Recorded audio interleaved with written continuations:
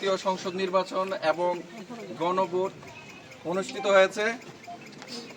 নাসিরনগর উপজেলার 52 নম্বর কেন্দ্র ব্রাহ্মণ শাসন সরকারি প্রাথমিক বিদ্যালয়ে আজকে জাতীয় সংসদ নির্বাচন 2026-এর ফলাফল ঘোষণা করছি।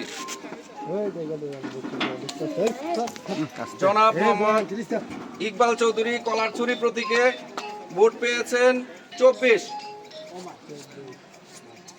জনাব এ K M Aminul Islam দাঁড়িপাল্লায় vote পেয়েছেন 132।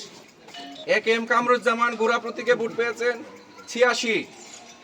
জনাব এম এ হান্নান ধানের শীষ প্রতীকে ভোট পেয়েছেন 1186। জনাব মোহাম্মদ শরীফ মৃধা আপেল মার্কায় ভোট পেয়েছেন 2। মোহাম্মদ শাহ আলম লাঙ্গল প্রতীকের ভোট 2। মোহাম্মদ হাবিবুর রহমান হাঁস প্রতীকের ভোট 0।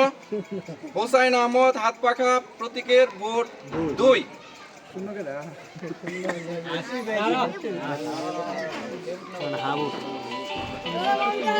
এবার গণভোটের ফলাফল। গণভোটে হা প্রতীকে ভোট পেয়েছে 663 এবং না প্রতীকে ভোট পেয়েছে 563।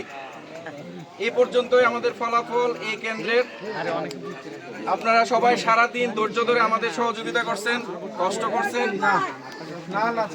আমরা আন্তরিকভাবে আপনাদের প্রতি কৃতজ্ঞ।